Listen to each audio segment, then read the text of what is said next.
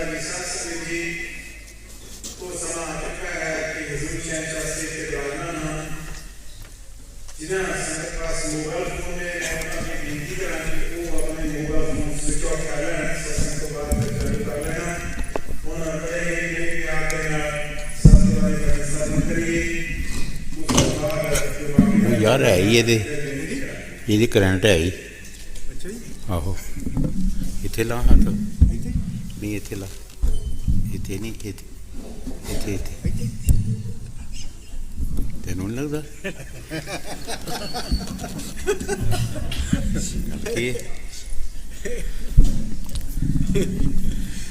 मैनू लगता है यदी कदी माफी है एक लीडर नू चमकिया ही लीडर बेचारा तकरीर कर लगा इदा बाहवां पिछे बन्निए तो कहता भैनों भाईओ मातो बजुर्गो इसलिए बजुर्गो कहा तो जिसले स्पीकर सारा कर लगा तो कुछ ये करंट कहता थोड़ी मां दी होई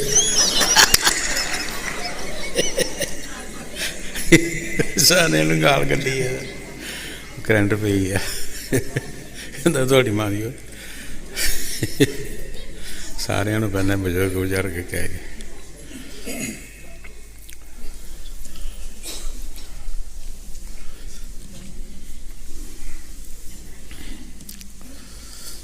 पढ़ो बाणी श्री गुरु ग्रंथ साहिब जी श्लोक महला चौथा। जो निंदा करे सतगुर पूरे की सो औखा जग में होया। जो निंदा करे सतगुर पूरे की सो औखा जग में होया। ये बाणी महाराज चौथी पातशाही श्री गुरु रामदास जी की है। संतां दे विच यही बड़ी तारीफ होंदी है, वो किसी का नां नहीं लेंदे, जो कुछ भी कहणगे मुश्तरका कहणगे। कई बार अगे भी दस्सिया कि महाराज पंजवीं पातशाही दे वक़्त पाठ कीर्तन करते होंदे सी। उन्हां दी लड़की दी शादी सी ते गुरु साहब दे पास आए कि सानू माया की जरूरत है। महाराज पंजवीं पातशाही दे वक़्त उन्हें कहा कोई गल नहीं, तुहाडा काम हो जाएगा। कहने लगे नहीं, तुसी अज की सेवा सानू दिओ सारी। गुरु साहब जी कहने लगे कोई गल नहीं, तुसी काम ही करना अपना, तुहाडा काम हो जाएगा। नहीं जी, अज की सेवा दिओ। कुदरत की मर्जी, उस दिन कोई आया ही नहीं, सेवा हुई ही नहीं। जदों सेवा कोई नहीं हुई, दिल च भाव ठालिया कि सतगुर ने किसी को आउण ही नहीं दिता, सेवा होने ही नहीं देती। निंदक बन गए, घर जाके बह रहे। कीर्तन का समा सी, कीर्तन करने वास्ते आए नहीं। गुरु साहब ने प्रेमी बंदे भेजे कि जाओ भट्टां नूं बुला के लियाओ, आके कीर्तन करन। पर जदों बंदे नूं गुस्सा आया होवे, उन्होंने कोई भी सोचता नहीं है। जिहड़ा भी जावे कोई उन्होंने जवाब उल्टा फुलटा देण। आखिर संतां विच इन्नी निवरता देखो। आप गुरु साहब जी गए, उन्होंने दरवाजे ही नहीं खोले, मंजियां तो नहीं उठे, कोई नमस्कार नहीं की, मुँह मोड़ ले। गुरु साहब ने फिर कहा कि हुण जिहड़ा भट्टां दी सिफारिश लैके आएगा, काला मूँह और जुतियां दा हार पाएगा तो वह आएगा सिफारिश लैके। कोड़ पै गया है तो मराशी सन, सतगुरां दे दरबार विचों उन्हां दा आदर मान सी और जो भी खाना पीना उत्थे खांदे पींदे सन। फिर कोई बात ना पुछे, कोई भी बात ना पुछे, ना पल्ले कोई धन पदारथ सी। कुष्ट पैना शुरू हो गया, रोण पिटन। हुण कौन जुत्तियां दा हार गल पावे ते मूँह काला करे किसी वास्ते। ये भाई लद्दा कुदरती उन्होंने घर गया, पूछया की गल हुई है। उन्हें सारी कहानी दसी भी असी सतगुर ते भाव ठा लिया है, सानू बहुत सारे बुलाने वास्ते आए लेकिन असी गए नहीं। सतगुर भी आए, असी उन्होंने सामने नहीं होए। हुण सतगुर कह गया कि काला मुँह किया जाएगा और जुत्तियां दा हार पाया जाएगा, जिहड़ा इन्हां दी सिफारिश लैके आएगा। ये गुरमुखी ही कोई काम कर सकता है, आम दुनियादार बंदा नहीं कर सकता। भाई लद्दे ने कहा चलो जे सतगुर इस गल नाल खुश हो जान तो तुहाड़ी कल्याण हो जाए तो मैं ये काम कर देना। काला मुँह कर लिया, जुत्तियां दा हार पा लिया। तीजा नंबर एक होर एक गधा लैके उहदे उत्ते चढ़े, पूछ वाल मूँह कर लिया, मूँह वाल पिठ कर ली। पिछे न्याणे सियाणे रौला पाते आउण, कोतल जिहा बनया डिजाइन जिहा उत्ते। गुरु साहब दे पुछया भी रौला काहदा है। किसी ने कहा जी भट्टां दी सिफारिश लैके भाई लद्दा आ रहा। तो की इहदा रौला क्यों है जी? तुहाडी शर्त जिहड़ी है जो तुसीं दस्सिया वो भी उन्हें पूरी की है। तीसरा नंबर होर उन्हें एक गधा लैके गधे के मूँह वाल पिठ की है, पूछ वाल उन्हें मूँह किया है, तो लोग ही रौला पाते आउंदे। गुरु साहब जी उठे तो कहन लगे जाओ कहो उन्होंने थले उतर जा। नौलिया धोलिया, कहन लगे महाराज माफ़ी दो जी, भुलनहार है, दया करो। गुरु साहब जी कहन लगे ये जिस तरह इन्होंने निंदिया की है पहली पातशाह तो लैके पंजवीं तक, इसे तरह पिछों तो शुरू होना तो शोभा करना शुरू करन, तारीफ करना शुरू कर दें तो हौली हौली फिर इन्हों का कुष्ट जाएगा।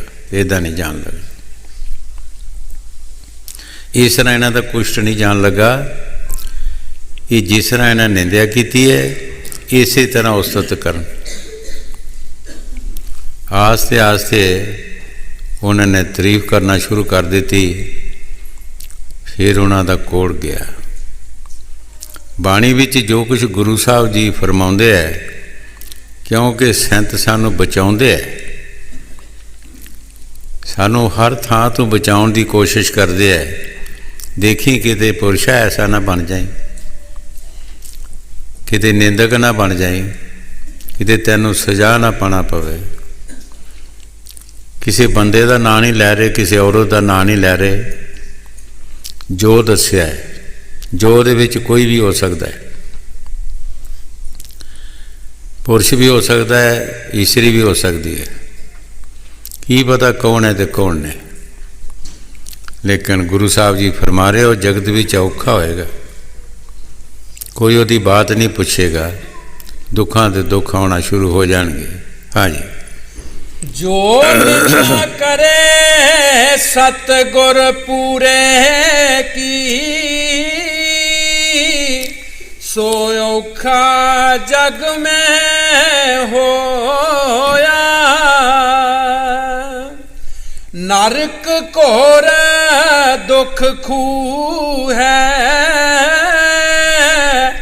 ओथे पकड़ियो टोया। ਗੁਰੂ ਸਾਹਿਬ ਜੀ ਬੜੇ ਪਿਆਰ ਦੇ ਨਾਲ ਫਰਮਾ ਰਹੇ ਹੈ, ਨਰਕ ਕੋਰ ਖੂਹ ਵਰਗੇ ਰਤ ਪਾਕ ਨਾਲ ਭਰੇ, ਉੱਥੇ ਜਾ ਕੇ ਇਹੋ ਜਿਹੇ ਜੀਵ ਨੂੰ ਸੁੱਟਦੇ। ਉੱਥੇ ਫਿਰ ਔਖਾ ਹੁੰਦਾ ਹੈ, ਰੋਂਦਾ ਹੈ, ਪਿੱਟਦਾ ਹੈ। ਕੌਣ ਬਾਤ ਪੁੱਛੇਗਾ?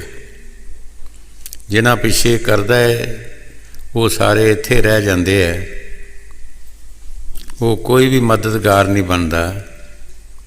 ਉੱਥੇ ਕੌਣ ਮਦਦਗਾਰ ਬਣੇਗਾ? ਗੁਰੂ ਸਾਹਿਬ ਜੀ ਜੋ ਬਾਣੀ 'ਚ ਫਰਮਾ ਰਹੇ, ਠੀਕ ਫਰਮਾ ਰਹੇ ਹੈ, ਸਾਨੂੰ ਬੜੇ ਤਰੀਕੇ ਨਾਲ ਸਮਝਾ ਰਹੇ ਹੈ ਕਿ ਭਾਈ ਦੇਖੇ ਕਿਤੇ ਐਸਾ ਕਰਮ ਨਾ ਕਰਵੋ ਜਿਹੜਾ ਤੁਹਾਨੂੰ ਭੁਗਤਣਾ ਪਵੇ। ਹਾਂਜੀ। ਨਰਕ ਘੋਰ ਦੁੱਖ ਖੂਹ ਹੈ, ਉਥੇ ਪਕੜਿਓ ਢੋਇਆ। ਕੂਕ ਪੁਕਾਰ ਕੋ ਨਾ ਸੁਣੇ, ਉਹ ਔਖਾ ਹੋਏ ਹੋਏ ਰੋਇਆ। ਗੁਰੂ ਸਾਹਿਬ ਜੀ ਬੜੇ ਪਿਆਰ ਦੇ ਨਾਲ ਫਰਮਾ ਰਹੇ ਹੈ, ਕੋਈ ਉੱਥੇ ਕੂਕ ਫਰਿਆਦ ਨਹੀਂ ਸੁਣੇਗਾ। ਔਖਾ ਹੋਏਗਾ, ਰੋਏਗਾ, ਪਿੱਟੇਗਾ, ਕੌਣ ਫਰਿਆਦ ਸੁਣੇਗਾ? ਕੌਣ ਕਿਸੇ ਦਾ ਕਰਮ ਭੁਗਤਦਾ ਹੈ? ਇੱਥੇ ਆਪਣੇ ਆਪਣੇ ਨਹੀਂ ਮੁੱਕਦੇ, ਦੂਸਰੇ ਦਾ ਕੌਣ ਭੁਗਤੇਗਾ? ਕੌਣ ਕਿਸੇ ਦੇ ਥੱਲੇ ਜਾ ਕੇ ਉਹਦੇ ਕਰਮ ਦਾ ਹਾਮੀ ਬਣੇਗਾ? ਗੁਰੂ ਸਾਹਿਬ ਜੀ ਜੋ ਬਾਣੀ 'ਚ ਫਰਮਾ ਰਹੇ, ਠੀਕ ਫਰਮਾ ਰਹੇ। ਹਾਂਜੀ। ਕੂਕ ਪੁਕਾਰ ਕੋ ਨਾ ਸੁਣੇ, ਓਏ ਔਖਾ ਹੋਏ ਹੋਏ ਰੋਇਆ। ਉਹਨਾਂ ਹਲਤ ਪਲਤ ਸਭ ਗਵਾਇਆ, ਲਾਹਾ ਮੂਲ ਸਭ ਖੋਇਆ। ਗੁਰੂ ਸਾਹਿਬ ਜੀ ਉਹਨਾਂ ਪੁਰਸ਼ਾਂ ਦੇ ਬਾਰੇ ਸਮਝਾ ਰਹੇ ਹੈ, ਉਹਨਾਂ ਦਾ ਨਾ ਇੱਥੇ ਕੁਝ ਬਣਿਆ ਨਾ ਅੱਗੇ ਬਣਿਆ, ਦੋਵੇਂ ਜਗ੍ਹਾ ਮੁੱਕ ਗਈਆਂ। ਨਾ ਇੱਥੇ ਕੋਈ ਆਦਰ ਮਾਣ ਹੈ, ਨਾ ਦਰਗਾਹ ਵਿੱਚ ਹੈ। ਜੇ ਆਏ ਤੇ ਚਲਾ ਗਏ। 84 ਦੇ ਚੱਕਰ ਵਿੱਚੋਂ ਆਏ, ਮਨੁੱਖਾ ਜਨਮ ਮਿਲਿਆ, ਅਸੀਂ ਇੱਥੇ ਲਾਹ ਲੈਣਾ ਸੀ, ਅਸੀਂ ਮੂਲ ਵੀ ਗਵਾ ਕੇ ਚੱਲੇ ਹਾਂ। ਲਾ ਕੀ ਲੈਣਾ ਸੀ? ਅਸੀਂ ਮਨੁੱਖਾ ਜਨਮ ਦਾ ਫਾਇਦਾ ਇਹ ਲੈਣਾ ਸੀ ਕਿ ਭਜਨ ਸਿਮਰਨ ਕਰਕੇ, ਸਾਧ ਸੰਗਤ ਦੀ ਸੇਵਾ ਕਰਕੇ ਅਸੀਂ ਆਪਣੀ ਮੁਕਤੀ ਕਰਾਉਣੀ ਸੀ। 84 ਦੇ ਚੱਕਰ ਵਿੱਚੋਂ ਨਿਕਲਣਾ ਸੀ। ਲੇਕਿਨ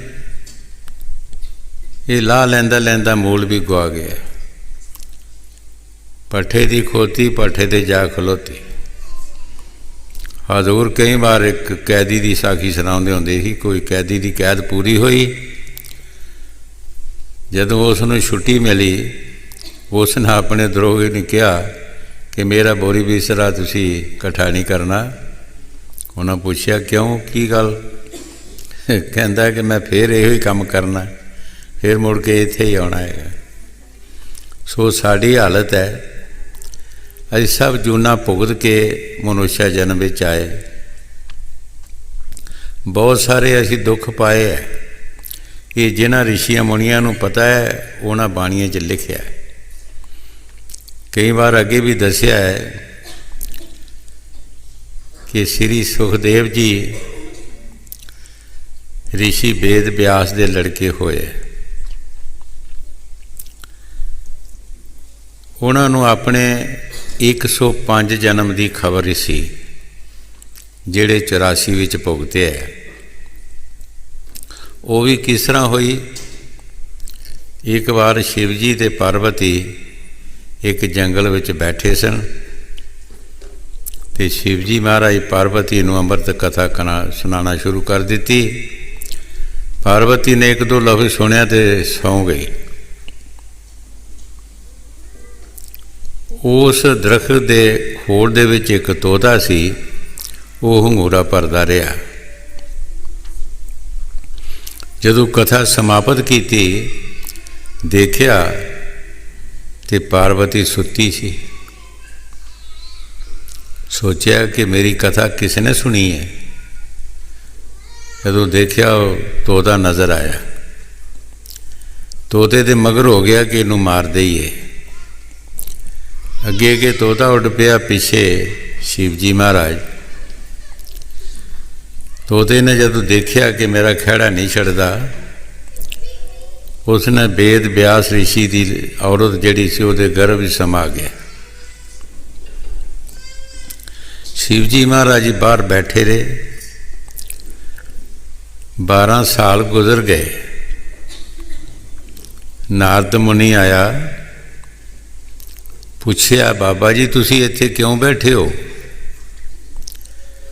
ਉਸਨੇ ਆਪਣੀ ਸਾਰੀ ਕਹਾਣੀ ਦੱਸੀ ਕਿ ਮੇਰੀ ਕਥਾ ਤੋਤੇ ਨੇ ਸੁਣ ਲਈ ਹੈ ਔਰ ਇਸ ਔਰਤ ਦੇ ਗਰਭ ਵੀ ਸਮਾਇਆ ਹੈ। ਕੋਈ ਵੀ ਪਦਾਇਸ਼ ਹੋਏਗੀ ਮੈਂ ਉਸ ਨੂੰ ਮਾਰ ਦੇਣਾ। ਨਾਰਦ ਮੁਨੀ ਨੇ ਕਿਹਾ, ਬਾਬਾ ਜੀ ਤੁਸੀਂ ਇੰਨੀ ਕੋਸ਼ਿਸ਼ ਕਰ ਰਹੇ ਹੋ, ਤੁਹਾਡੀ ਕਥਾ ਵਿੱਚ ਕੀ ਸ਼ਕਤੀ ਹੈ? ਕਹਿੰਦੇ ਜਿਹੜਾ ਮੇਰੀ ਕਥਾ ਸੁਣਦਾ ਅਮਰ ਹੋ ਜਾਂਦਾ ਹੈ। ਬਾਬਾ ਜੀ ਜੇ ਅਮਰ ਹੋ ਜਾਂਦਾ ਤੇ ਤੁਸੀਂ ਉਹਨੂੰ ਮਾਰ ਵੀ ਕਿੱਦਾਂ ਸਕਦੇ ਹੋ?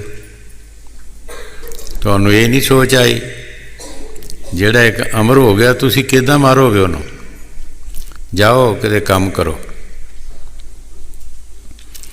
12 ਸਾਲ ਦੇ ਬਾਅਦ ਉਸ ਲੜਕੇ ਨੇ ਜਨਮ ਲਿਆ, ਜਿਸ ਦਾ ਨਾਂ ਸ੍ਰੀ ਸੁਖਦੇਵ ਜੀ ਰੱਖਿਆ ਗਿਆ। ਛੋਟੀ ਉਮਰ ਦੇ ਵਿੱਚ ਹੀ ਘਰੋਂ ਨਿਕਲ ਕੇ ਤੁਰ ਪਿਆ। ਪਿੱਛੇ ਪਿੱਛੇ ਰਿਸ਼ੀ ਵੇਦ ਵਿਆਸ ਵੀ। ਜਦੋਂ ਪਿੱਛੇ ਦੇਖਿਆ, ਪਿਤਾ ਜੀ ਤੁਸੀਂ ਮੇਰੇ ਪਿੱਛੇ ਕਿਉਂ ਆ ਰਹੇ ਹੋ? ਕਹਿਣ ਲੱਗੇ, ਬੇਟਾ ਅਸੀਂ ਇਹ ਸੋਚਦੇ ਸੀ ਕਿ ਸਾਡੇ ਘਰ ਕੋਈ ਔਲਾਦ ਹੋਏਗੀ, ਸਾਡੀ ਕੋਈ ਸੇਵਾ ਕਰੇਗੀ, ਪਰ ਤੂੰ ਛੋਟੀ ਉਮਰ ਵਿੱਚ ਹੀ ਸਾਨੂੰ ਛੱਡ ਕੇ ਤੁਰ ਚਲੇ। ਸ੍ਰੀ ਸੁਖਦੇਵ ਜੀ ਨੇ ਕਿਹਾ, ਪਿਤਾ ਜੀ ਮੈਨੂੰ 105 ਜਨਮ ਦੀ ਖਬਰ ਹੋ ਚੁੱਕੀ ਹੈ। ਜਿਹੜੇ 84 ਦੇ ਵਿੱਚ ਮੈਂ ਦੁੱਖ ਭੁਗਤੇ ਹੈ, 5 ਜਨਮਾਂ ਦਾ ਤੁਹਾਨੂੰ ਮੈਂ ਹਵਾਲਾ ਦੱਸਦਾ ਹਾਂ, 100 ਦਾ ਤੁਸੀਂ ਅੰਦਾਜ਼ਾ ਲਾ ਲੈਣਾ। ਪਿਤਾ ਜੀ ਇੱਕ ਜਨਮ ਮੇਰਾ ਕੁੱਤੇ ਦਾ ਆ ਗਿਆ। ਮੈਂ ਕਿਸੇ ਮੈਦਾਨ ਵਿੱਚ ਸਹਿਬ ਸਭਾ ਲੇਟਿਆ ਸੀ, ਕਿਸੇ ਰਾਹੀ ਜਾਂਦੇ ਨੇ ਮੇਰੇ ਸਿਰ 'ਚ ਲਾਠੀ ਮਾਰ ਦਿੱਤੀ, ਮੇਰਾ ਸਿਰ ਪਟ ਗਿਆ, ਮੇਰੇ ਸਿਰ 'ਚ ਕੀੜੇ ਪੈ ਗਏ। ਪਿਤਾ ਜੀ ਜਿਸ ਘਰ ਮੈਂ ਜਾਵਾਂ ਉਹ ਅੱਗੇ ਹੀ ਲਾਠੀ ਲੈ ਕੇ ਤਿਆਰ ਹੋਵੇ। ਇੱਕ ਸਰੀਰ ਦਾ ਦੁੱਖ, ਇੱਕ ਪੇਟ ਦੀ ਭੁੱਖ। ਬਹੁਤ ਮੈਂ ਉਹ ਜਨਮ ਦੁੱਖਾਂ ਦਾ ਭੁਗਤਿਆ। ਦੂਸਰਾ ਜਨਮ ਮੇਰਾ ਇੱਕ ਘੋੜੇ ਦਾ ਆ ਗਿਆ। ਘੋੜਾ ਮਰਾਸ਼ੀਆਂ ਨੇ ਖਰੀਦ ਲਿਆ ਤੇ ਮਰਾਸ਼ੀ ਮੀਰਜ਼ਾਦੇ ਹੁੰਦੇ ਆ, ਪੱਠੇ ਪੁੱਠੇ ਕਿਸੇ ਪਾਣੇ ਨਹੀਂ, ਮੈਂ ਉਹਨੂੰ ਲਗਾਮ ਚਾੜਨੀ ਤੇ ਦਵਾੜਦੇ ਰਹਿਣਾ। ਉਹ ਵੀ ਜਨਮ ਮੇਰਾ ਬਹੁਤ ਔਖਾ ਭੁਗਤਿਆ। ਤੀਸਰਾ ਜਨਮ ਇੱਕ ਮੈਂ ਗਧੇ ਦਾ ਆ ਗਿਆ। ਉਹ ਗਧਾ ਜਿਹੜਾ ਸੀ ਧੋਬੀਏ ਨੇ ਖਰੀਦ ਲਿਆ ਤੇ ਧੋਬੀ ਕੱਪੜਿਆਂ ਦੀ ਪੰਡ ਪਾਵੇ ਤੇ ਘਾਟ ਤੇ ਚਲਾ ਜਾਏ, ਘਾਟੋਂ ਘਰ ਆ ਜਾਏ। ਛੋਟਾ ਜਿਹਾ ਇੱਕ ਨਾਲਾ ਵਗਦਾ ਸੀ ਰਸਤੇ ਵਿੱਚ, ਬੱਦਲ ਆਉਣ ਕਾਰਨ ਉਹਦੇ ਵਿੱਚ ਜੇਲਣ ਆ ਗਈ। ਪਿਤਾ ਜੀ ਮੈਂ ਖੁੱਭ ਗਿਆ ਉਹਦੇ ਵਿੱਚ। ਮੇਰੇ ਮਾਲਕ ਨੇ ਮੈਨੂੰ ਬਹੁਤ ਮਾਰਿਆ, ਇੱਕ ਲੱਤ ਮੇਰੀ ਟੁੱਟ ਗਈ। ਮੈਨੂੰ ਦੇਖਿਆ ਬੇਕਾਰ, ਕੱਪੜੇ ਲੈ ਕੇ ਚਲਾ ਗਿਆ। ਮੈਂ ਉੱਥੇ ਹੀ ਖੁੱਭਾ ਰਿਹਾ। ਮੇਰਾ ਇੱਕ ਟਾਪੂ ਬਣ ਗਿਆ, ਜਿਹੜਾ ਵੀ ਲੰਘੇ ਮੇਰੇ ਤੇ ਪੈਰ ਰੱਖ ਕੇ ਲੰਘ ਜਾਏ। ਪਿਤਾ ਜੀ ਇੱਕ ਸਰੀਰ ਦੇ ਦੁੱਖ, ਇੱਕ ਪੇਟ ਦਾ ਭੁੱਖ। ਇਹ ਫਰੀਦ ਸਾਹਿਬ ਨੇ ਵੀ ਬਾਣੀ 'ਚ ਫਰਮਾਇਆ ਹੈ, ਫਰੀਦਾ ਮੌਤੋਂ ਭੁੱਖ ਬੁਰੀ, ਰਾਤੀ ਸੁੱਤੇ ਖਾ ਕੇ ਦਿਨੇ ਫੇਰ ਖੜੀ। ਮੌਤ ਇੱਕ ਵਾਰ ਹੁੰਦੀ ਹੈ, ਭੁੱਖ ਬਾਰੋਂ ਬਾਰ ਸਤਾਉਂਦੀ ਹੈ। पिता जी वो भी जन्म मेरा बहुत औखा भुगते। चौथा जन्म एक छोटा जिहा कीड़ा होंदा पिस्सू, ओहदा मैं आ गया। गर्मियां के दिन सी, मैं एक औरत के कपड़ियां च वड़ गया। वो अपने पति नूं रोटी लैके बाहर जा रही सी। मैं अपने सुभाव के मुताबिक उन्होंने दंदी वड्डी, उसने खुरकिया तो पोटे चढ़ गया। पिता जी वो मैनू मली जाए, ना छड्डे ना मारे। एक बरेती आई अग वर्गी तपी हुई सी, वो मैनू सुट दिता और धाना की तरह मैं पुज गया वो। पिता जी वो भी जन्म बहुत औखा है। पंजवां जन्म मेरा बिल्ली के घर आ गया। जदों मैं पैदा होवां, बाहरला बिल्ला आवे मेरा गला कोटे ते मार दे। पिता जी ये 5 जन्म तुसी देख लो, मैं 84 दे विच किस तरह दुख पाया और 100 का भी अंदाज़ा ला लो। जिन्हां ऋषियां मुनियां फकीरां ने देखिया सब कुछ, वो बाणी च लिखते हैं। वो साढ़े वास्ते एक भाई देखियो किते ऐस रस्ते न पै गया। ये रस्ता बहुत माड़ा है, इत्थे बहुत दुख ने, लेकिन असी संतां दी बाणी अपने कन्नां च नहीं पैण दिंदे, उस पासे असी चलते नहीं। संत सानू बचाउंदे है, वो इसे वास्ते बाणी च लिखते है सानू कोई डर पै आ जाए, दुखों को डरिए। स्वामी जी महाराज जिस तरह बाणी जी फरमाया, मौत से डरते रहो दिन रात। ऐ इंसान तू मौत से दिन रात डरता रहो। की पता है तेरी कोई गिनती हैगी है, कोई लिखत पढ़त हैगी है तेरी? हर चीज़ की लिखत पढ़त है, इंसान की कोई लिखत पढ़त नहीं। महाराज नौवीं पातशाही अपनी बाणी च फरमाया है, चेतना है तो चेत ले निस दिन प्राणी, दिन दिन औद बिहाद है ज्यों फुटे घट पानी। देखो संतां दी बाणी सानू किस तरह समझाउंदी है। जिस तरह किसी घड़े नूं फुट होंदा है, पानी का भरिया होंदा, आस्ते आस्ते आस्ते आस्ते उहदे विचों पानी निकल जाता है, घड़ा इस तरह पिया रहिंदा। इस तरह साडे विच जिहड़ी सुआसां दी पूंजी है, आस्ते आस्ते मुक रही है, ये जा रही है। उस घड़े की तरह असी खाली होकर बह जाते हैं। गुरु साहब जी नौवीं पातशाही फरमा रहे है, चेतना है तो चेत ले निस दिन प्राणी, दिन दिन औद बिहाद है फुलटे घट ज्यों पानी। दिनों दिन तेरे दिन जेड़े मुक रहे है, ये बध नहीं रहे, ये घट रहे है तेरी उम्र चों। तू उस मालिक का नाम चेत, ईश्वर की भगती कर, नेक पाक काम कर। महाराज चौथी पातशाही सानू बाणी द्वारे देखो समझा रहे है। एक निंदक के बारे फरमा रहे है कि निंदक नूं कितनी सज़ा मिलती है। असी बड़ा स्वाद लाते हाँ एक दूसरे की निंदा करके। कई कहते असी किहड़े करते, असी सुनते सी, लेकिन हजूर फरमाते होंगे है कि सुनने वाला और करने वाला एको जिहा होंदा। सुनने वाला और करने वाला एको जिहा होंदा। अगर ना सुने तो करने वाला कर नहीं सकता। उन्होंने पहले ही कह दे भी पहले लफ्ज़ विच ही कि मैं तेरी गल नहीं सुननी, तो करने वाला कर नहीं सकता, बच जाते दोवें। जदों असी स्वाद लाउंदे हाँ फिर असी फस जाते हैं, असी भी हिस्सेदार बन जाते हैं। फिर इस वास्ते गुरु साहब जी बाणी च फरमा रहे है कि भाई तुसी बचन का तरीका सोचो, किस तरह असी बचना है। इन्हां गल्लां तो असी बचन का किस तरह असी बच सकते हैं, वो संत महापुरख सानू समझाउंदे है कि किस तरह तुसी बच सकते हो। हाँ जी। ओ ना हलत पलत सब गवाया,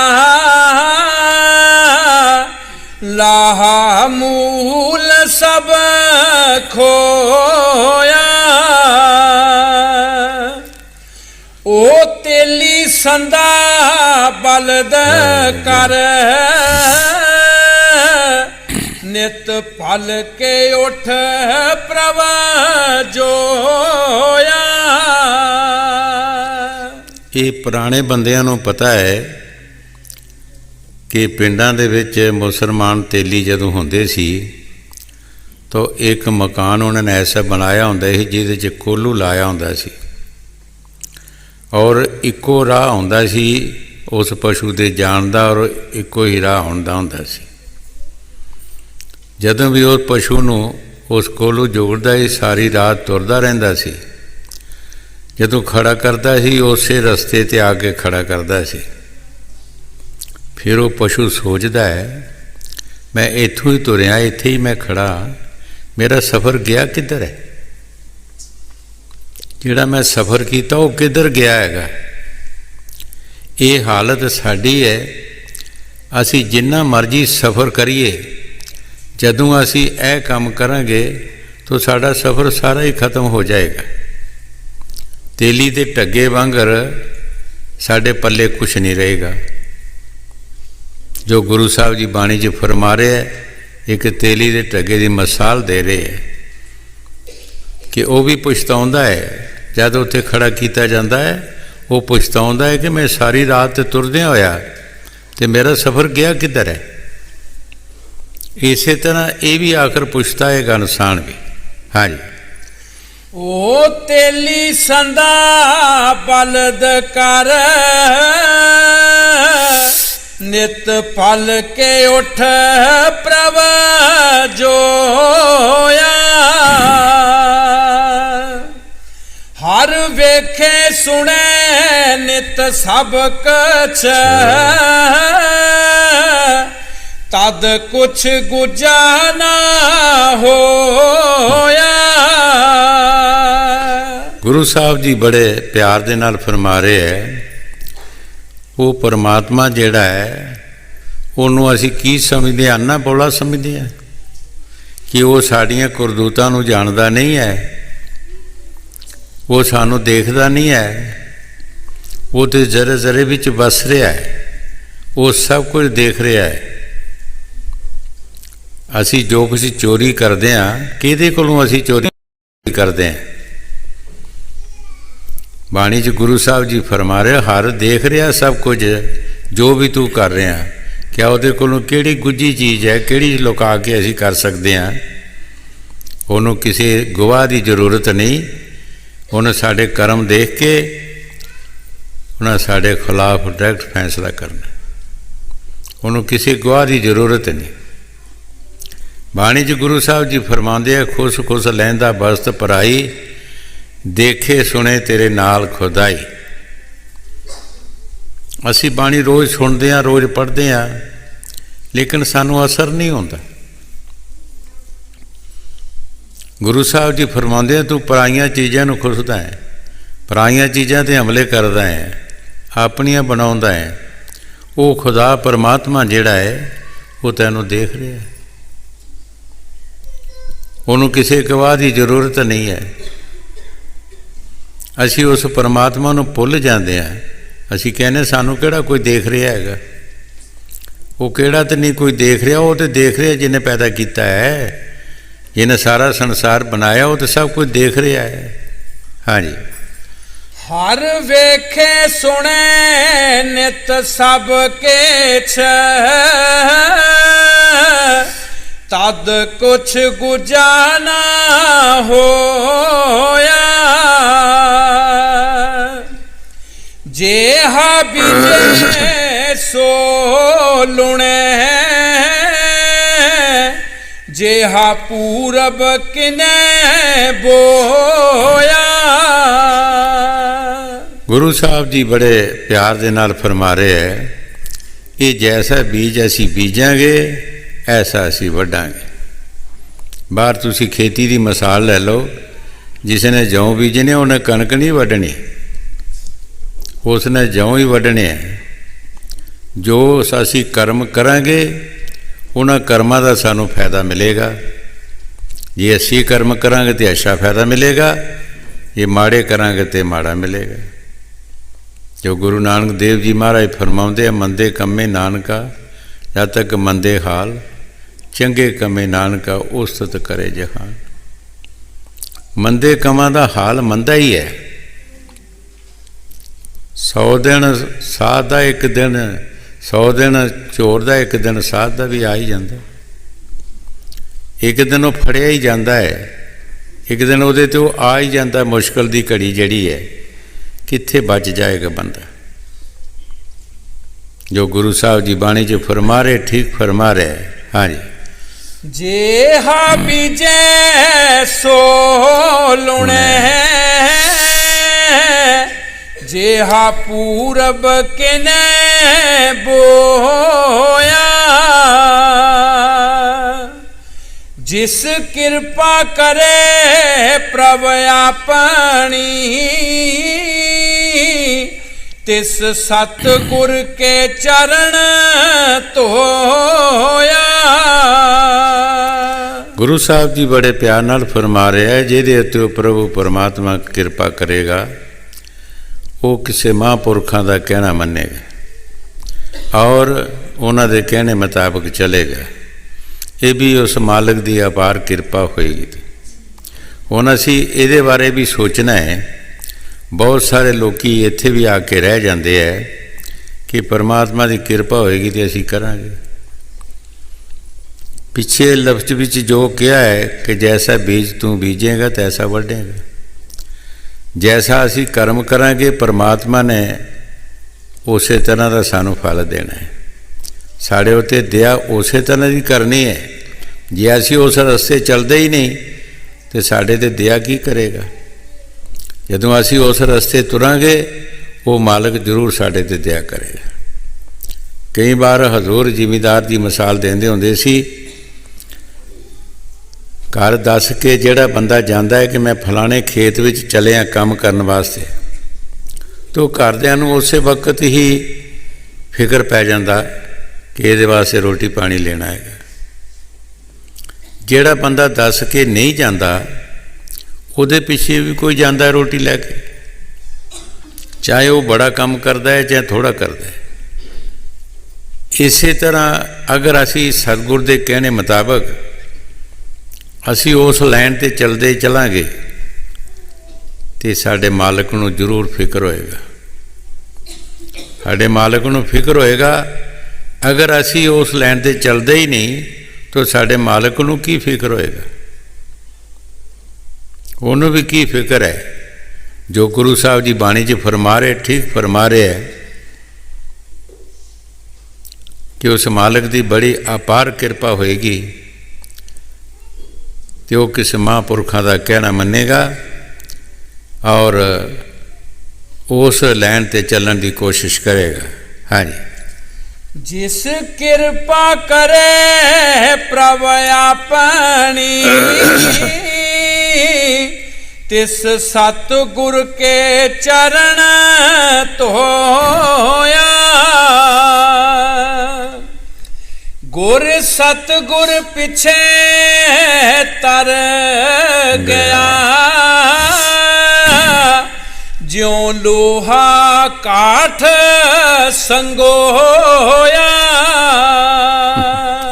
ਗੁਰੂ ਸਾਹਿਬ ਜੀ ਬਾਹਰ ਦੀਆਂ ਮਿਸਾਲਾਂ ਦੇ ਕੇ ਸਾਨੂੰ ਸਮਝਾ ਰਹੇ ਹੈ ਕਿ ਅਸੀਂ ਇਕੱਲੇ ਨਹੀਂ ਤਰ ਸਕਦੇ, ਇਕੱਲੇ ਅਸੀਂ ਕੁਝ ਵੀ ਨਹੀਂ ਕਰ ਸਕਦੇ।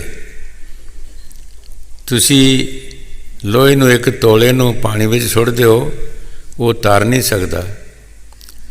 ਪਰ ਜਾਓ ਤੁਸੀਂ ਜਹਾਜ਼ਾਂ ਨੂੰ ਦੇਖੋ, ਹਜ਼ਾਰਾਂ ਮਣੇ ਦੇ ਲੋਹ ਲੱਗੇ ਹੁੰਦੇ ਹੈ, ਨਾਲ ਲੱਕੜ ਲੱਗੀ ਹੁੰਦੀ ਹੈ, ਲੋਹਾ ਵੀ ਤਰ ਜਾਂਦਾ ਹੈ। ਉਹਦੇ ਨਾਲ ਲੱਗ ਕੇ ਲੋਹਾ ਵੀ ਤਰ ਜਾਂਦਾ ਹੈ। ਇਸੇ ਤਰ੍ਹਾਂ ਅਸੀਂ ਵੀ ਸਤਿਗੁਰ ਦੇ ਚਰਨਾਂ ਵਿੱਚ ਜਾ ਕੇ ਔਰ ਉਹਨਾਂ ਦਾ ਕਹਿਣਾ ਮੰਨ ਕੇ ਭਜਨ ਸਿਮਰਨ ਕਰਾਂਗੇ। ਉਹਨਾਂ ਦੀ ਸਪੋਰਟ ਨਾਲ ਅਸੀਂ ਵੀ ਤਰ ਸਕਦੇ ਹਾਂ, ਉਹਨਾਂ ਦੀ ਮਦਦ ਨਾਲ ਅਸੀਂ ਤਰ ਸਕਦੇ ਹਾਂ। ਜੇ ਅਸੀਂ ਕਹੀਏ ਇਕੱਲੇ ਤਰ ਸਕਦੇ ਹਾਂ ਤਾਂ ਇਕੱਲੇ ਅਸੀਂ ਕੁਝ ਨਹੀਂ ਕਰ ਸਕਦੇ। ਸਾਨੂੰ ਪਤਾ ਹੀ ਨਹੀਂ ਅਸੀਂ ਕੀ ਕਰਨਾ ਹੈਗਾ, ਕਿਸ ਕੰਮ ਨਾਲ ਸਾਡੀ ਕਲਿਆਣ ਹੋਣੀ ਹੈ, ਕਿਹੜਾ ਕੰਮ ਅਸੀਂ ਕਰੀਏ। ਇਹ ਸਾਨੂੰ ਸਮਝ ਹੀ ਨਹੀਂ। ਇਹ ਸਾਨੂੰ ਸੈਂਤ ਦੱਸਦੇ ਆ ਵੀ ਭਾਈ ਇਸ ਰਾਹ ਚਲੋ, ਆਹ ਕੰਮ ਕਰੋ। ਉਹ ਸਾਨੂੰ ਤਰੀਕੇ ਦੱਸਦੇ ਆ। ਮਹਾਰਾਜ ਤੀਸਰੀ ਪਾਤਸ਼ਾਹੀ ਪਹਿਲੀ ਅਵਸਥਾ ਦੇ ਵਿੱਚ ਉਹਨਾਂ ਦੁਨੀਆ ਦੇ ਸਾਰੇ ਕੰਮ ਕੀਤੇ। 22 ਵਾਰ ਤੀਰਥ ਯਾਤਰਾ ਕੀਤੀ, ਜਗ ਮੋਸ਼ੇ ਵੀ ਕੀਤੇ, ਹੋਰ ਵੀ ਕਰਮ ਕਰਦੇ ਰਹੇ, ਲੇਕਿਨ ਕੋਈ ਸਮਝ ਨਹੀਂ ਆਈ, ਕੁਛ ਨਹੀਂ ਬਣਿਆ। ਜਦ ਮੁਰਸ਼ਿਦ ਦੇ ਪਾਸ ਆਏ, ਫਿਰ ਮੁਰਸ਼ਿਦ ਨੇ ਦੱਸਿਆ ਵੀ ਆਹ ਕੰਮ ਕਰ। ਅੱਗੇ ਤੂੰ ਤੀਰਥਾਂ ਦਾ ਇਸ਼ਨਾਨ ਕਰਦਾ ਸੀ, ਹੁਣ ਤੀਰਥਾਂ ਤੋਂ ਪਾਣੀ ਲਿਆ ਕੇ ਸਾਨੂੰ ਇਸ਼ਨਾਨ ਕਰਾਇਆ ਕਰ। ਕਈ ਵਾਰ ਅੱਗੇ ਵੀ ਦੱਸਿਆ ਹੈ ਕਿ ਸੰਤ ਮਤਾ ਜਿਹੜਾ ਹੈ ਇਹਦਾ ਉਲਟਾ ਹੀ ਪੇਚ ਹੈ। ਜੇ ਸਮਝ ਆ ਜਾਏ ਤਾਂ ਬਹੁਤ ਜਲਦੀ ਤੋਂ ਜਲਦੀ ਇਹ ਕਾਮਯਾਬ ਹੋ ਸਕਦਾ ਹੈ, ਅਤੇ ਜੇ ਨਾ ਸਮਝ ਆਵੇ ਤਾਂ ਫਿਰ ਸਾਰੀ ਉਮਰ ਭਾਵੇਂ ਲੱਗਾ ਰਹੇ। ਕੋਈ ਵੀ ਪੇਚ ਹੈ ਜੇ ਸਿੱਧਾ ਦੰਦਾ ਪੈ ਜਾਏ ਤਾਂ ਜਲਦੀ ਫਿੱਟ ਹੋ ਜਾਂਦਾ ਹੈ, ਜੇ ਨਾ ਤਾਂ ਭਾਵੇਂ ਸਾਰੀ ਦਿਨ ਲੱਗਾ ਰਹੇ। ਦੇਖੋ ਕਿੱਥੇ ਇੱਕ ਪਾਣੀ ਲਿਆ ਕੇ ਇਸ਼ਨਾਨ ਕਰਾਉਣਾ, ਇਸ਼ਨਾਨ ਕਿਸੇ ਨੇ ਕਰਨਾ, ਮੈਲ ਕਿਸੇ ਦੀ ਲੱਥਣੀ। ਇਸ਼ਨਾਨ ਗੁਰੂ ਸਾਹਿਬ ਜੀ ਕਰਦੇ ਸੀ ਅਤੇ ਮੈਲ ਉਹਨਾਂ ਦੀ, ਜਿਹੜਾ ਪਾਣੀ ਲਿਆਉਂਦੇ ਸੀ ਮੈਲ ਉਹਨਾਂ ਦੀ ਲੱਥਦੀ ਸੀ। ਇਹ 12 ਸਾਲ ਗੁਜ਼ਰੇ, ਕੁੜਮ ਕੁੜਮ ਦਾ ਪਾਣੀ ਲਿਆਵੇ, ਬੜਾ ਔਖਾ ਹੈ। 12 ਸਾਲ ਗੁਜ਼ਰੇ ਔਰ ਕੋਈ ਨਾਗਾ ਨਹੀਂ ਵਿੱਚ ਪਾਇਆ। ਸੰਤਾਂ ਦੀ ਮੌਜ ਆਉਂਦੀ ਹੈ, ਹਨੇਰੀ ਚੱਲੀ, ਮੀਂਹ ਚੱਲਿਆ, ਜਲਾਈ ਦੀ ਖੱਡੀ 'ਚ ਡਿੱਗ ਪਏ। ਆਵਾਜ਼ ਆਈ ਕਿ ਅੰਦਰੋਂ ਜਲਾਏ ਪੁੱਛਿਆ ਤੂੰ ਕੌਣ ਹੈ? ਤੋ ਅੰਦਰੋਂ ਜਲਾਈ ਨੇ ਕਿਹਾ ਇਹ ਅੰਬਰੂ ਨਥਾਇਆ ਹੋਣਾ ਇਸ ਵੇਲੇ, ਹੋਰ ਕੌਣ ਹੈਗਾ? ਜਿਹਨੂੰ ਕੋਈ ਥਾਂ ਨਹੀਂ, ਇਹ ਤੁਰਿਆ ਹੀ ਰਹਿੰਦਾ ਹੈਗਾ। ਜਦੋਂ ਗੁਰੂ ਸਾਹਿਬ ਦੇ ਪਾਸ ਗਿਆ, ਉਹਨਾਂ ਗੱਲ ਨਾਲ ਲਾ ਲਿਆ, ਨਥਾਇਆਂ ਦਾ ਥਾਂ, ਨਿਉਲਟਿਆਂ ਦੀ ਨੋਟ, ਨਿਆਸਰਿਆਂ ਦਾ ਆਸਰਾ। ਗੁਰਗੱਦੀ ਵੀ ਉਹਨਾਂ ਨੂੰ ਦੇ ਦਿੱਤੀ ਔਰ ਸਾਧ ਸੰਗਤ ਦੀ ਸੇਵਾ ਵੀ ਬਖਸ਼ ਦਿੱਤੀ।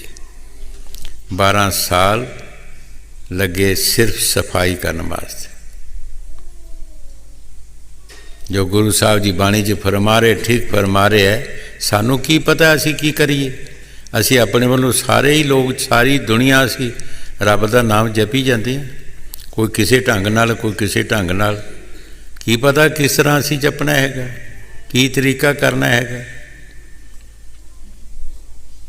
ਬਾਣੀ 'ਚ ਲਿਖਿਆ ਰਾਮ ਪੜ੍ਹੋ ਮਨ ਕਰੋ ਵਿਚਾਰਾ।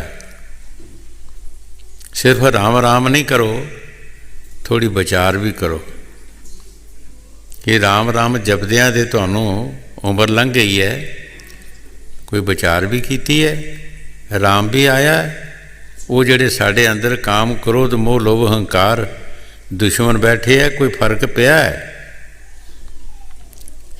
ਸਾਡੇ ਕ੍ਰੋਧ ਵਿੱਚ ਫਰਕ ਪਿਆ ਹੈ, ਮੋਹ ਵਿੱਚ ਫਰਕ ਪਿਆ ਹੈ, ਲੋਭ ਵਿੱਚ ਫਰਕ ਪਿਆ ਹੈ? ਕਿਸੇ ਵਿੱਚ ਫਰਕ ਹੈ?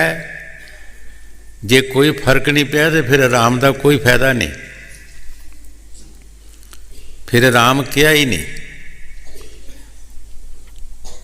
ਸੰਤ ਜਿਹੜੀ ਦਵਾਈ ਦਿੰਦੇ ਹੈ, ਜੋ ਤਰੀਕਾ ਦੱਸਦੇ ਹੈ, ਜਿਉਂ-ਜਿਉਂ ਸਿੱਖ ਨਾਮ ਜਪੇਗਾ, ਇਹਨਾਂ ਦੁਸ਼ਮਣਾਂ ਦੇ ਨਾਲ ਇਹਨਾਂ 'ਚੋਂ ਫਰਕ ਪਏਗਾ। ਹਰ ਚੀਜ਼ ਦਾ ਫਰਕ ਪਏਗਾ, ਹਰ ਚੀਜ਼ ਘਟਦੀ ਜਾਏਗੀ। ਇਹਦੀ ਹਰ ਚੀਜ਼ ਹੀ ਹਰ ਕਿਸਮ ਨਾਲ ਹੀ ਘਟਦੀ ਜਾਂਦੀ ਹੈ। ਕਿਉਂ? ਉਸ ਨਾਮ ਦੇ ਵਿੱਚ ਸ਼ਕਤੀ ਹੈ। ਇਹ ਮਨ ਪਿੰਗਲ ਪਿਆ ਪੀ ਹਰੀ ਨਾਮ ਪਰ। ਇਹੀ ਮਨ ਜਿਹੜਾ ਸਾਡਾ ਛਲਾਂਗਾ ਮਾਰਦਾ ਹੈ।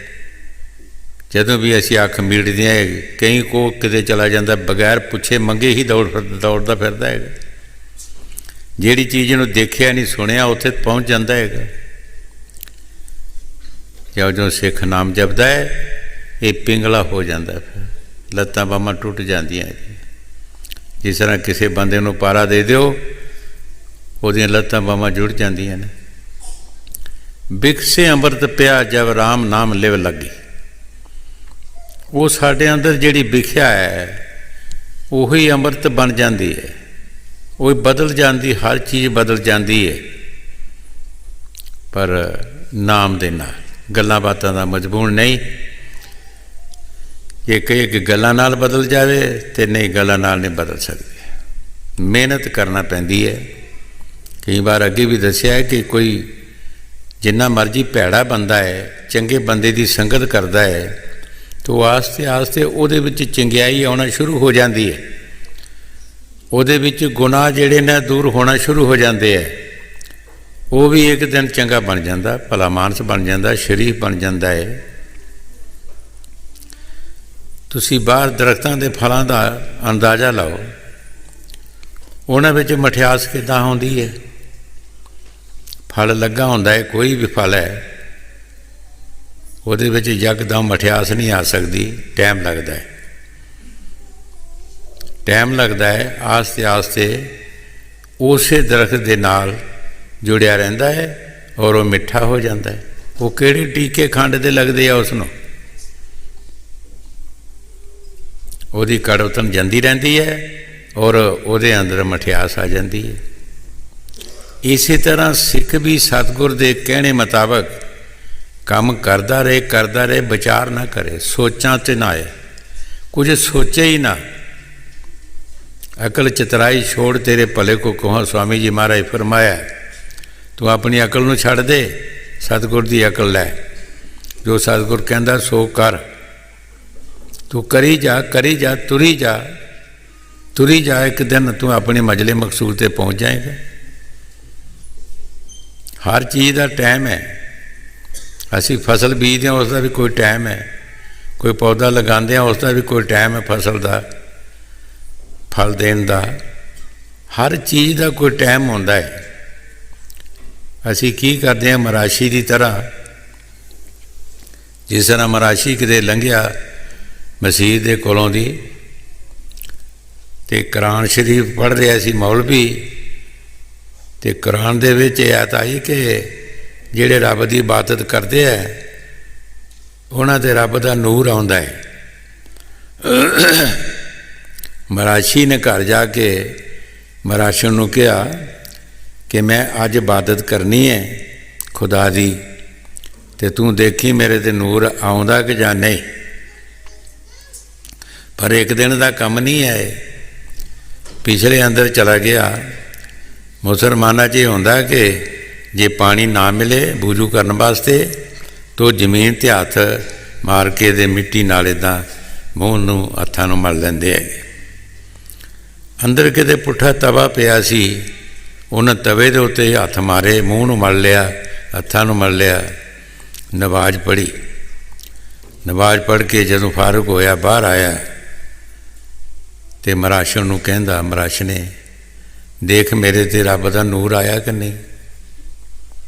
हुण मराशन देख के बड़ी हैरान होई कि ये तो चंगा भला गया सी अंदर, ते की हो गया है।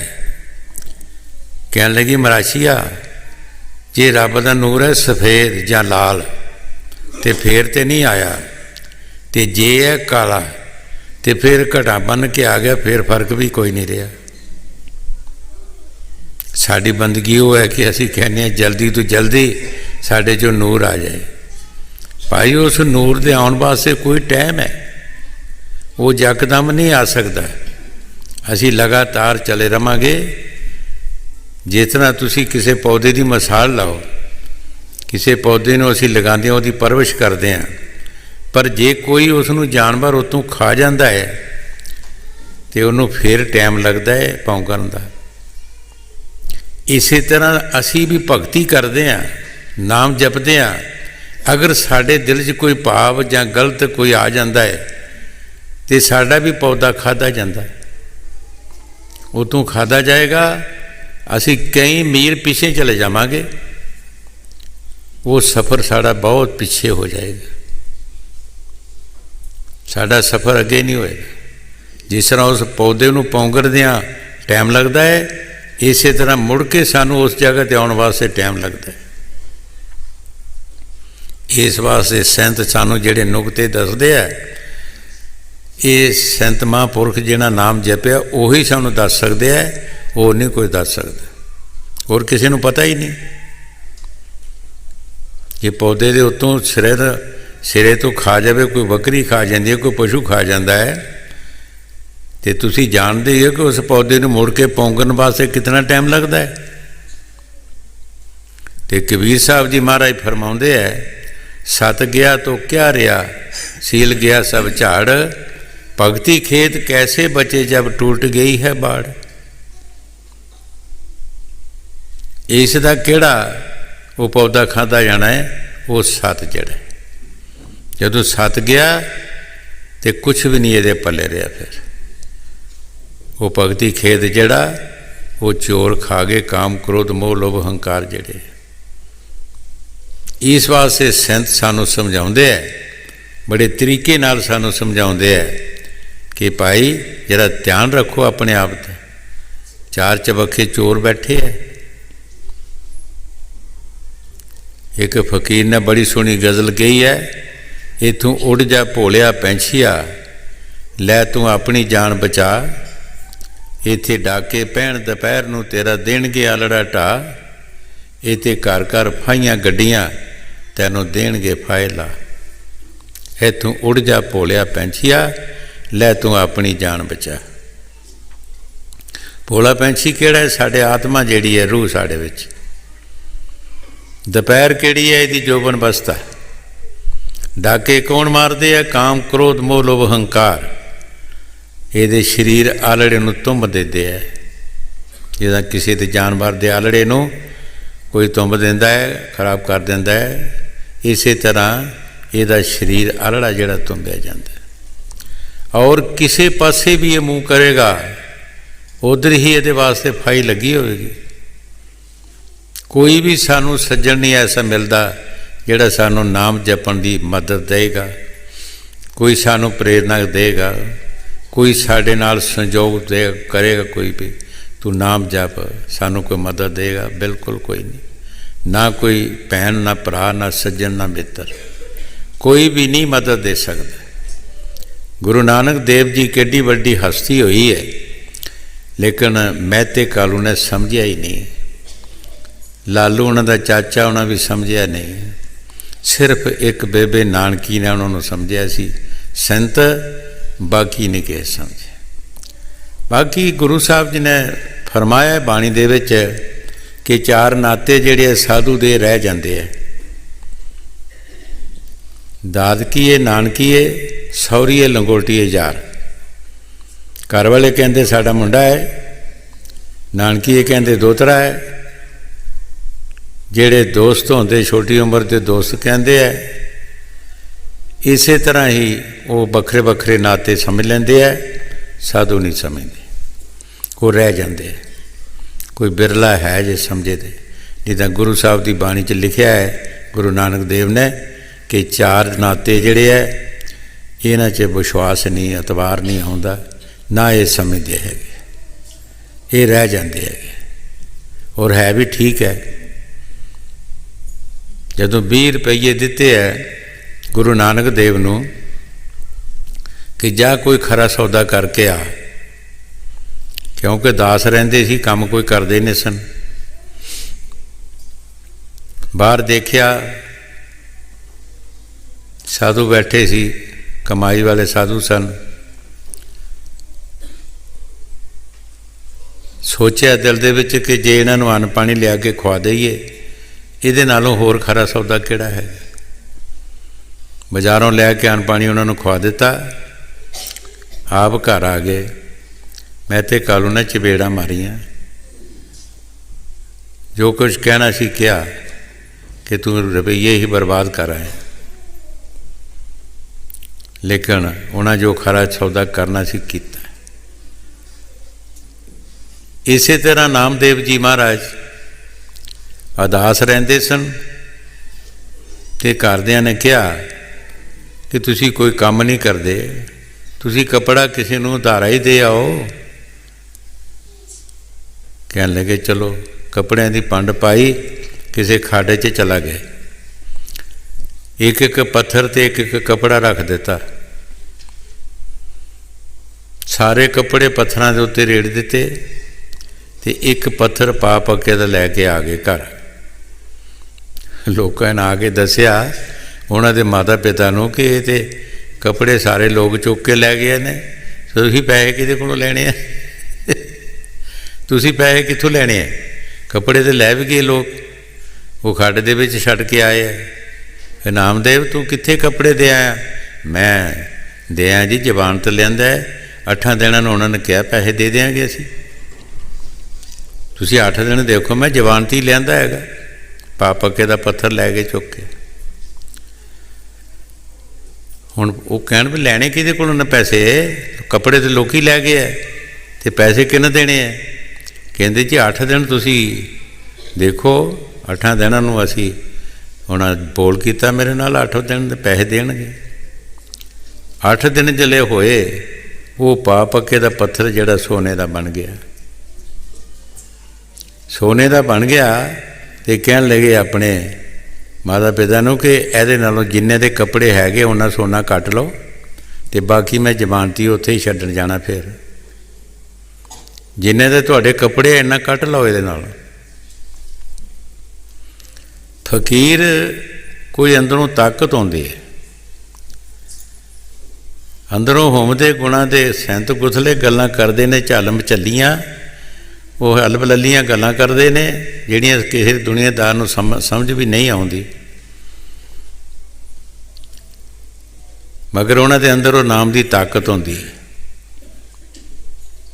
ਇਹ ਰਿਸ਼ਤੇ ਜਿਹੜੇ ਆ ਗੁਰੂ ਸਾਹਿਬ ਜੀ ਫਰਮਾਉਂਦੇ ਸਭ ਰਿਸ਼ਤੇ ਰਹਿ ਜਾਂਦੇ ਆ, ਕੋਈ ਹੀ ਰਿਸ਼ਤਾ ਜਿਹੜਾ ਹੈ ਉਹੀ ਸਮਝਦਾ ਨਹੀਂ ਤਾਂ ਨਹੀਂ।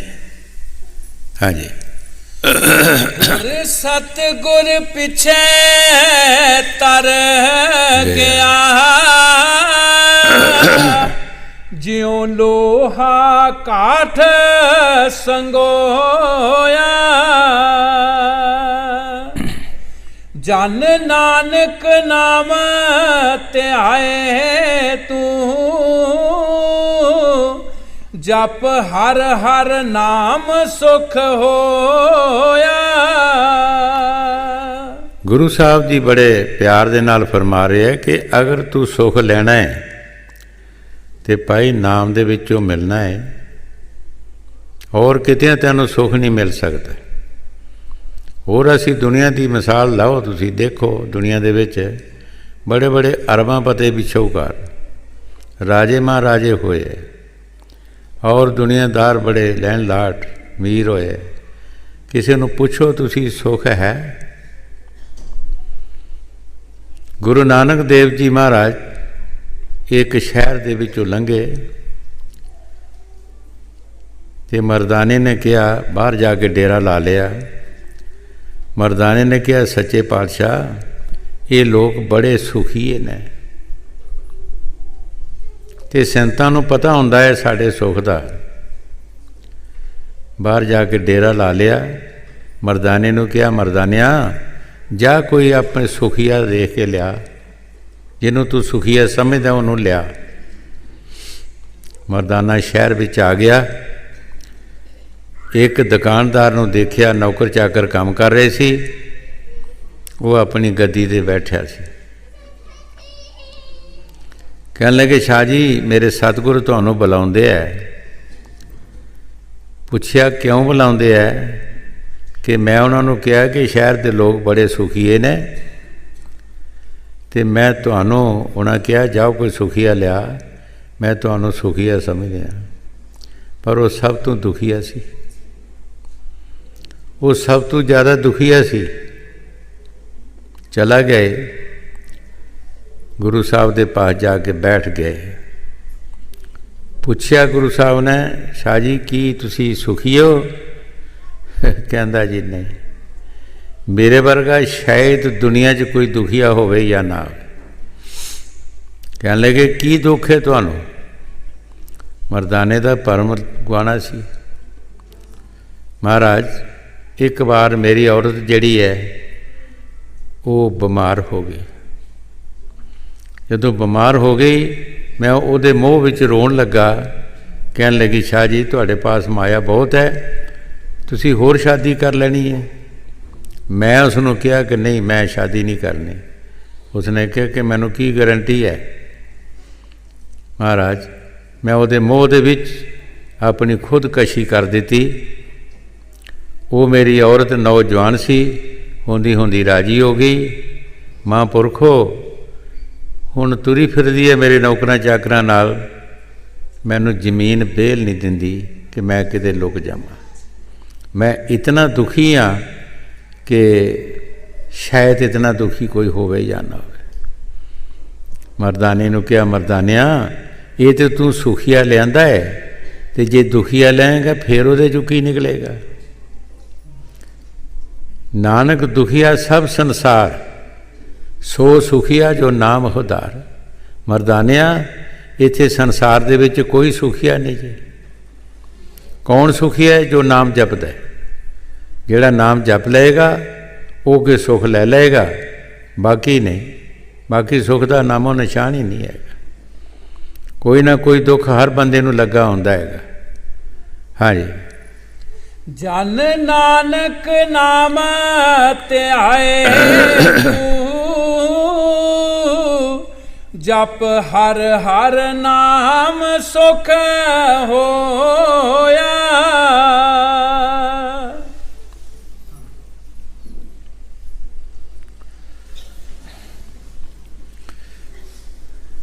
कल भी दसिया सी कि रोज़ ही असी खाना खांदे हैं, गुस्सा नहीं करना चाहिए। जदों असी खाने तो नहीं अकदे, परौंठियां तो नहीं अकदे, चाह पीण तो नहीं अकदे, तो गलबात का भी गुस्सा नहीं करना चाहिए। कल भी दसिया सी कि अपने तो बड़े बजुर्गों का आदर मान करना साडा फर्ज है।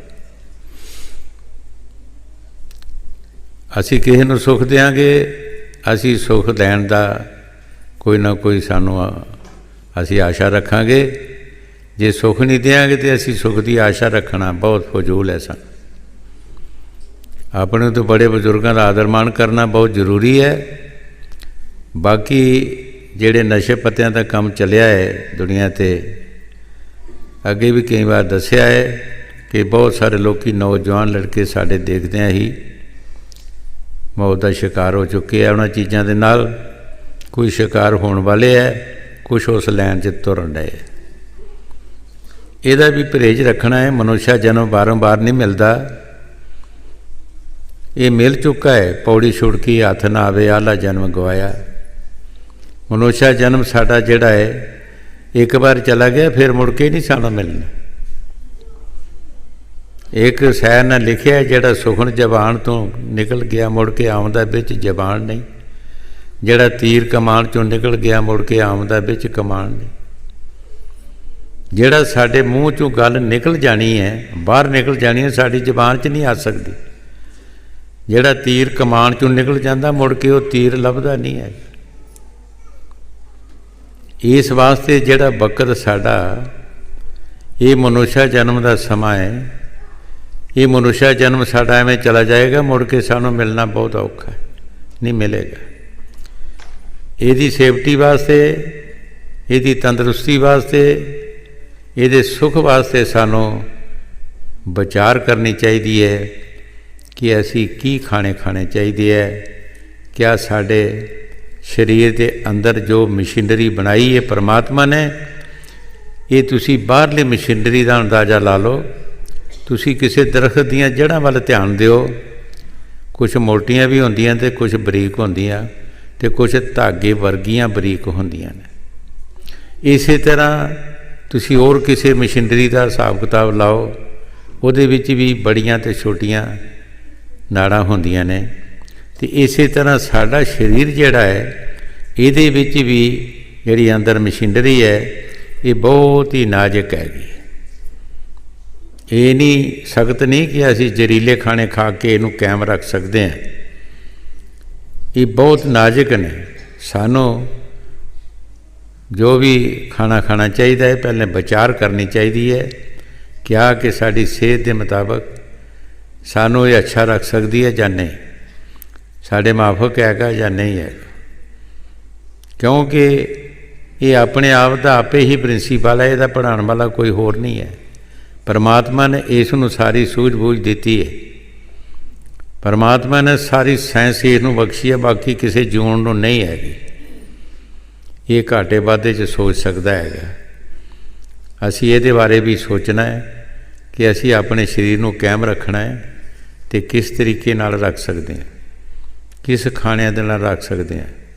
ਐਸੇ ਵੀ ਖਾਣੇ ਖਾਧੇ ਜਾਂਦੇ ਹੈ ਜਿਨ੍ਹਾਂ ਦੇ ਨਾਲ ਬਿਮਾਰੀਆਂ ਲੱਗ ਜਾਂਦੀਆਂ ਨੇ, ਉਹ ਬਿਮਾਰੀਆਂ ਦਾ ਇਲਾਜ ਵੀ ਨਹੀਂ ਹੁੰਦਾ, ਡਾਕਟਰ ਵੀ ਜਵਾਬ ਦੇ ਦਿੰਦੇ ਹੈ।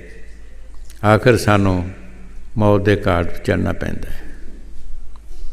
ਇਸ ਵਾਸਤੇ ਇਹਨਾਂ ਚੀਜ਼ਾਂ ਦਾ ਵੀ ਧਿਆਨ ਰੱਖਣਾ ਹੈ। ਬਾਕੀ ਰਾਧਾ ਸੁਆਮੀ ਸਾਰੇ।